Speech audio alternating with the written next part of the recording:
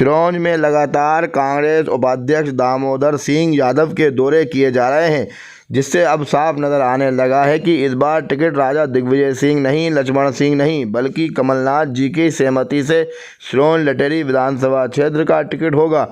इस बार राजा का गढ़ कहा जाने वाला सिरोंज लटेरी क्षेत्र उनके हाथ से निकलता नजर आ रहा है, क्योंकि दामोदर सिंह यादव कमलनाथ जी के करीबी माने जाते हैं। विश्वसनीय सूत्र एवं क्षेत्रीय जनता बार बार कयास लगा रही है कि इस बार भी कांग्रेस प्रत्याशी कोई बाहरी क्षेत्र का होगा। इस विषय में जब हमने प्रदेश कांग्रेस उपाध्यक्ष दामोदर सिंह यादव से बात की तो उन्होंने इस बात को गोलमोल घुमाते हुए कहा कि पूरा निर्णय पार्टी पर है और टिकट जनता के कहने से ही होगा। लेकिन अब देखना यह है कि इसमें सच्चाई कितनी है। और भी कई संविधान बचाओ मंच एवं कांग्रेस पर किए गए कुछ सवालों के जवाब देखें इस पूरी बातचीत में। पुराने बस स्टैंड पर संविधान बचाओ मंच का कार्यक्रम रखा गया है। राष्ट्रीय अध्यक्ष दामोदर सिंह जी हमारे साथ मौजूद हैं। क्या मांगे हैं आपकी?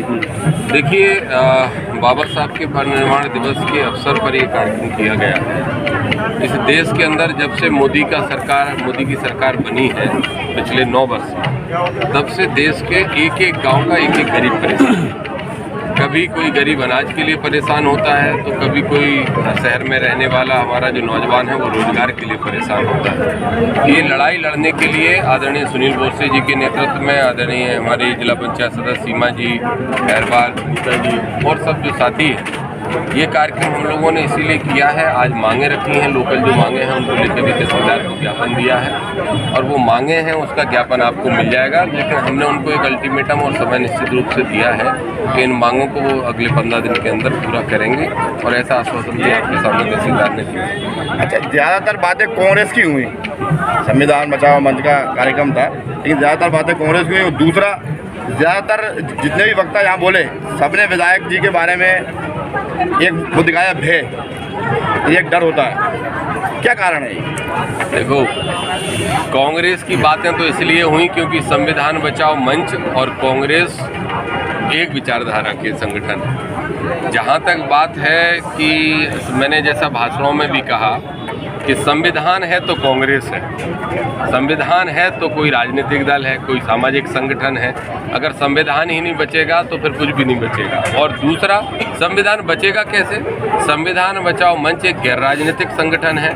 वो इस तरह के मंच लगा के लड़ाई लड़ सकता है, आंदोलन कर सकता है, लेकिन संविधान को बदलने वालों को बदलने का जो मौका है वो वोट के माध्यम से मिलता है और उस वोट के माध्यम से जो चुन के जाते हैं वो सरकार में बैठते हैं। तो उसके लिए हमारा प्लेटफॉर्म कांग्रेस है। तो इसलिए संविधान बचाओ मंच और कांग्रेस बिल्कुल एक तरह से भाई बहन की तरह और भाई भाई की तरह आप कुछ भी कह सकते हैं। दूसरी बात, विधायक के बारे में जो सवाल आपने पूछा, मैंने देखा नहीं हूँ जो भी यहाँ के विधायक हैं उनको, अभी तक नाम भी मैं बार बार भूल जाता हूँ, याद नहीं उनका। लेकिन इतना मैं ज़रूर जानता हूँ कि देखो, हम किसी भी ग्रंथ को उठा के देख लें जो हिंदू धर्म में लिखा हो, चाहे आप अगर भगवान बुद्ध को मानते हो, तथागत को, तो उनको पढ़ लो।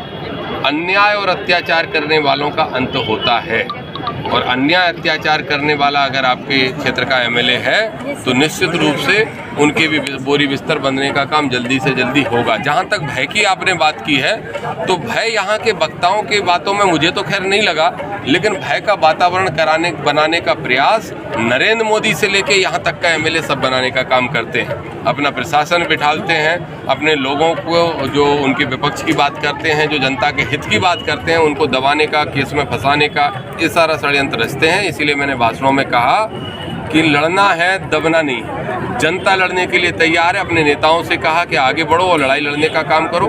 मैं तो अपने यहाँ गृह मंत्री से लड़ने का काम करता हूँ, पूरे प्रदेश में घूमता हूँ, सरकार से लड़ने का काम कर रहा हूँ। तो मुझे पूरा विश्वास है कि अगली बार सियोड़ा तो मेरी विधानसभा का नाम है, वो याद आ जाता है। सिरोंज क्षेत्र की जनता परिवर्तन लाएगी और यहाँ का जो नेतृत्व है वो ताकत से लड़ाई लड़ने का काम करेगा। अच्छा, आपके द्वारा ये मंच से कहा जा रहा था, जैसे सवाल मैंने करा था आपसे कि क्या आपके बार बार दौरे हो रहा है, क्या आप टिकट मांगेंगे, दावेदारी करेंगे? तो अभी आपने जवाब दिया था उसका कि हो सकता है बीजेपी का षड्यंत्र हो। ये एक चीज़।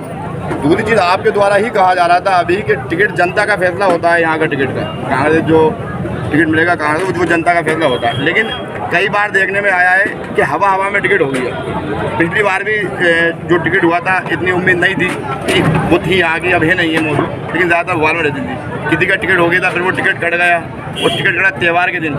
सवाल मेरा यही है कि हवा हवा में टिकट होगा या फिर यहीं के व्यक्ति को होगा। मैं आपकी तीनों बातों का जवाब दे देता हूँ। पहली चीज़ तो मैंने इसलिए ये कहा था कि मैं जहाँ भी ज़्यादा काम करता हूँ वहाँ भाजपा के लोग हमारे कांग्रेसियों में ये बात फैला देते हैं कि हो सकता है दामोदर जी स्वयं चुनाव लड़ना चाह रहे हों। तो इसलिए मैंने ये बात स्पष्ट की है कि गठबंधन वो करें जिनके राम ना हो। हमारे पास तो मेरे ही ज़िले में मेरी विधानसभा है जहाँ मैं 13 लड़ा, और फिर है हमारे पास दूसरी विधानसभा भी मेरे ही ज़िले में है। बकाया सीटों पे इतनी मेहनत क्यों करता हूँ? अब ये सवाल मुझसे सिर्फ आपने नहीं पूछा, आप तो पूछते ही हो, आपके अलावा 20 विधानसभा में पूछा जाता है, तो मैं उनको वही जवाब देता हूँ, वही आपको दे रहा हूँ। मेरा उद्देश्य है कि 2023 के अंदर माननीय कमलनाथ जी के नेतृत्व में मध्य प्रदेश में कांग्रेस की सरकार बनाई जाए। इसके लिए मैं अपनी विधानसभा में खुद के विधायक बनने के लिए जितनी मेहनत करता हूँ उससे भी ज़्यादा मेहनत दूसरी सीटों पे करता हूँ। ये पहला जवाब तो ये हो गया। रही भाजपा के षड्यंत्र की बात, तो भाजपा इसीलिए षड्यंत्र करती है, जहाँ भी मैं जाऊँगा लोगों को कन्वेंस करूँगा, भाषण दूंगा, इनकी पोलें खोलूँगा, तो ये जनता इनसे नाराज होगी, इनसे नफरत करेगी। तो लोग चाहते नहीं कि मैं उन विधानसभाओं में जाऊं। कौन लोग नहीं चाहते? भाजपा के लोग नहीं चाहते। लेकिन मैं कांग्रेसियों को हमेशा यही समझाता हूं कि 2023 में अपनी सरकार बनाना है, 2024 में राहुल गांधी जी को पीएम बनाना है, तो हमें एक एक सीट जीतनी होगी। और आज यकीन मानो, मैं आपसे बड़ी क्लियर 2 बातें कहता हूँ। टिकट की जहाँ तक आपने बात पूछी कि हवा से टिकट आ जाता है, मैंने भाषणों में ये भी कहा कि जो पहले हुआ उसको भूल जाइए। अब ऐसा नहीं होगा कि हवा में कोई टिकट तय हो जाए। अब टिकट उसी का तय होगा जिसके लिए जनता चाहेगी। मध्य प्रदेश, छत्तीसगढ़, राजस्थान, तीनों में हम सरकार बनाएंगे।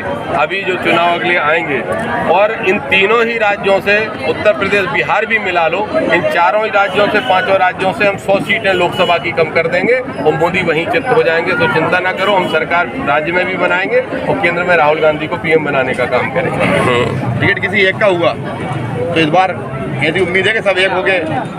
देखिए, मानव स्वभाव है, जो मेहनत करता है वो आगे बढ़ना चाहता है।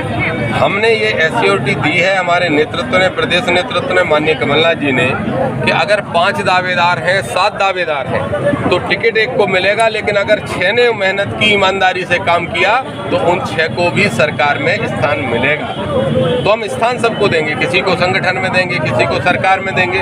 और जहाँ तक बात है कि गुटबाजी तो नहीं होगी, सब एक दूसरे का साथ देंगे कि नहीं देंगे, तो अभी सर्किट हाउस में, रेस्ट हाउस में हमारे जिले के प्रधान प्रभारी आदरणीय दीपचंद यादव जी के सामने सब लोगों ने ये कसम खाई है, सब ने वादा किया है कि आपको जिसको टिकट देना है दे दो, हम कांग्रेस को जिताने का काम करेंगे। कौन सा आरोप? ये सब भाजपा का षड्यंत्र है। नहीं, आम लोगों पे भी आरोप नहीं है, मीडिया पे भी नहीं है, भाजपा के नेताओं पे आरोप है। भाजपा के नेताओं पे आरोप है, और सिर्फ आरोप नहीं है, ये जितना डराने का काम कर रहे हैं, आपके माध्यम से कह रहा हूँ, सुधर जाओ भाजपा के लोगों। कैमरा में देख के बोल रहा हूँ, ज़्यादा दबाना दबूना बंद करो। 10 महीने बाद जब हम लिस्ट उठाएंगे तो तुम कहाँ मिलोगे पता भी नहीं चलेगा। और चैनल की अगर आपको खबरें पसंद आए तो हमारे चैनल को लाइक करें, शेयर करें एवं सब्सक्राइब करें।